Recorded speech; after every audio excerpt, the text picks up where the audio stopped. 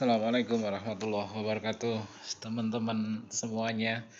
Kita ketemu kembali di materi hari ini. Kita masuk di keterampilan yang selanjutnya. Kemarin kita sudah membahas keterampilan bagaimana penstrukturan konseling di sekolah, kemudian bagaimana keterampilan-keterampilan di prosesnya. Hari ini kita masuk di bagaimana keterampilan mengakhiri konseling. Bapak Ibu yang berbahagia, seperti yang kita ketahui bahwa keterampilan mengakhiri konseling ini tidak kalah penting dengan keterampilan-keterampilan sebelumnya. Karena yang pertama, keterampilan mengakhiri dengan baik ini akan mempertahankan aliansi terapeutik kita, akan mempertahankan stereotip anak-anak pada kita bahwa Pak Heru itu orangnya nyaman, bahwa Pak Heru itu orangnya bikin adem, bahwa Pak Heru itu orangnya bikin tenang di hati. Setiap aku deket sama beliau rasanya tuh enak. Setiap aku deket sama beliau rasanya itu hilang. Menciptakan power reference bahwa kita itu sosok yang bisa menenangkan hati dan mempertahankannya itu ada di akhir konseling. Gitu Bapak Ibu. Kemudian yang kedua, menjaga kohesivitas emosional. Seperti kita ketahui bahwa terkadang kita bertatih-tatih, capek-capek untuk menciptakan viral nama kita di depan anak-anak bahwa saya itu pengen akrab dengan kalian, saya itu pengen dekat dengan kalian, saya itu pengen sedemikian lengket. Anggap ibu ini kakakmu, anggap bapak ini seperti sahabatmu. Kan guru BK selalu gitu. Namun itu bisa jadi tercoreng, namun itu bisa jadi kurang begitu baik lagi, gagal total. Gara-gara kita mengakhiri konseling itu dengan cara yang tidak menyenangkan bagi anak.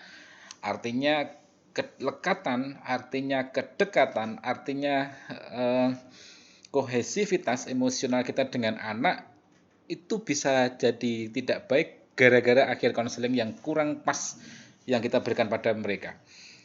Selanjutnya, manfaatnya adalah menjaga elektabilitas sebagai guru BK di hati siswa. Seperti kita ketahui, beberapa guru mapel di sana terkadang tidak begitu mengharapkan agar beliau-beliau di hati anak-anak, tapi harapan mereka adalah pahamilah materi yang saya sampaikan.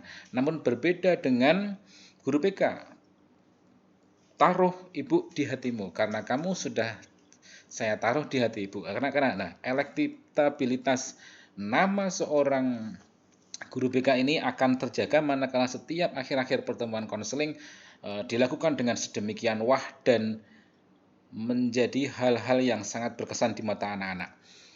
Keterampilan di akhir konseling yang saya tawarkan pada pertemuan pelatihan ini, yang pertama adalah merancang komitmen akhir. Teman-teman masih ingat tentang yang kita bahas di hari kedua, preskripsi. Preskripsi itu adalah bagaimana kita mengakhiri konseling dengan baik. Nah, Bapak Ibu, saya hanya akan mempertajam beberapa hal, Bapak Ibu. Bapak Ibu, saya yakin Bapak Ibu menyadari ini bahwa perjalanan konseling adalah menguras pikiran dan emosi, baik konselor maupun konseli, baik kita maupun anak-anak. Anak-anak juga sedemikian rupa mencurhatkan apa yang dia rasakan, apa yang dia pikirkan. Kemudian kita juga sedemikian fokus. Maka seorang profesor di IP Sugiharto dari Semarang itu menyampaikan dalam proses konseling itu terjadi turbulensi pikiran yang luar biasa pada diri seorang konselor dan konseli. Bagaimana harus merespon apa yang diucapkan konseli itu juga langsung terpikirkan dengan cepat. Jangan sampai apa yang direspon, apa yang diatendingkan itu salah. Pengurasan emosi dan pikiran ini biasanya mengharap untuk diakhiri dengan sedemikian manis. Maka Bapak Ibu harus kita upayakan hal tersebut.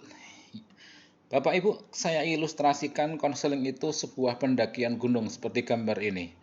Namun setelah melewati pendakian yang luar biasa, terjal licin, kemudian akhirnya turun Setelah sampai di turun pasti akan merefleksi apa-apa yang sudah dilewati. Ada licin ya, ada badai ya, ada akar yang melintang ya, ada binatang buas ya, dan seterusnya.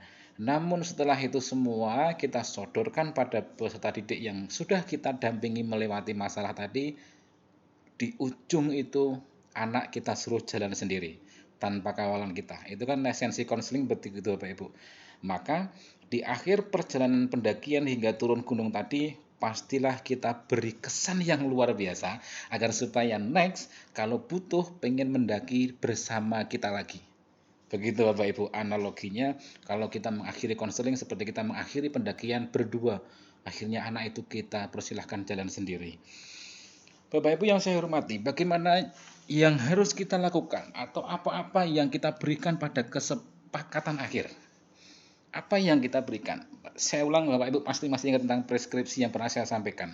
Yang dalam kesempatan ini saya sertakan 5 hal yang kita berikan pada kesepakatan akhir.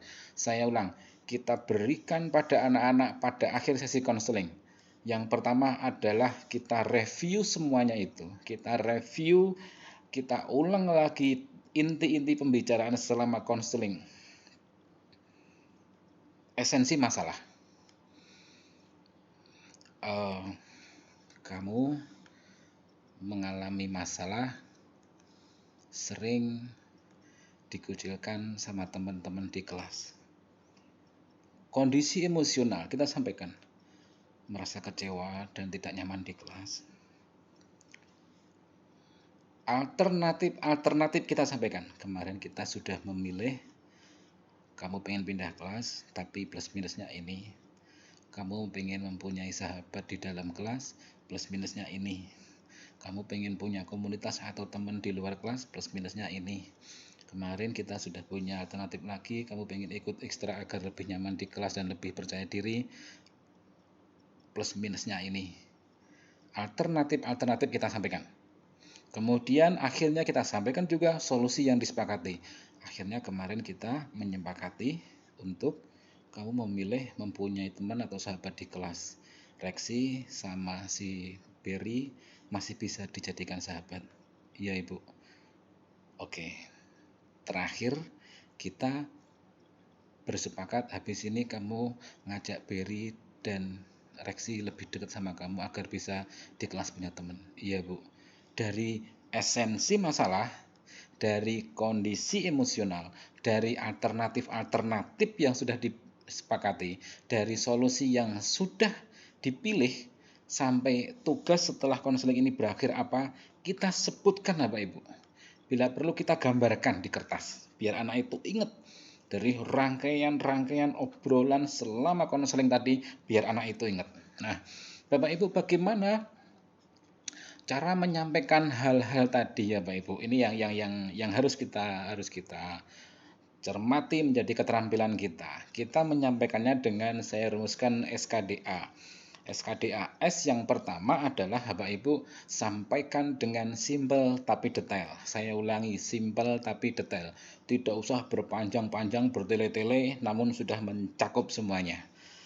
Kelima hal tadi disampaikan dengan cepat, simple, namun sudah memahamkan bagi anak. Kemudian yang kedua, klarifikasi. 1, 2, 3, 4, 5. Bila perlu per satu. Kamu mengalami masalah ini. Iya, Bu. Benar ya. Tadi kita membahas bahwa kamu mengalami tekanan emosi gini-gini. Iya, Bu. Setiap kesepakatan kita klarifikasi. Begitu ada yang enggak, Bu, kita ulang lagi. Berarti kita salah menyimpulkan. Maka klarifikasi ini penting agar benar-benar seperti apa yang sudah dicurhatkan dan sudah dibahas secara tajam di dalam proses konseling. Bila perlu Bapak Ibu, dokumentasikan. Tadi saya sudah menyampaikan bila perlu tulis di kertas. Setelah itu bawa ke anak. Nah, kamu mengalami ini. Nih. Suruh dia bawa. Kesepakatannya ini.